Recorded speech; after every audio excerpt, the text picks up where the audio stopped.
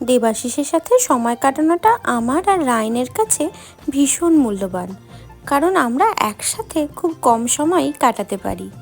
তাই এবার যখন ও এসেছিল তখন আমরা বাড়ি যাওয়ার সময় একসাথে গাড়িতে করে গেছিলাম, আর সেই টাইমটা আমাদের কাছে খুব স্পেশাল ছিল। মনে হচ্ছিল একসাথে যেন লং ড্রাইভে যাচ্ছি। এখানে দেবাশিসের জেঠুর বাৎসরিক কাজ ছিল। এখানে পৌঁছানোর পর যেই দেখেছে ওর বাবা খোলটা বাজাচ্ছে, অমনি ওটাকে ও আর হাতছাড়া করবে না। প্রথমে তো কোলে বসিয়েই বাজানোর চেষ্টা করছিল, তারপর সবাই যেভাবে খোল ধরে আছে ও সেইভাবে নেবে আর বাজাবে। তারপরে আবার ও শুধু খোল না, খঞ্জনিও বাজাবে।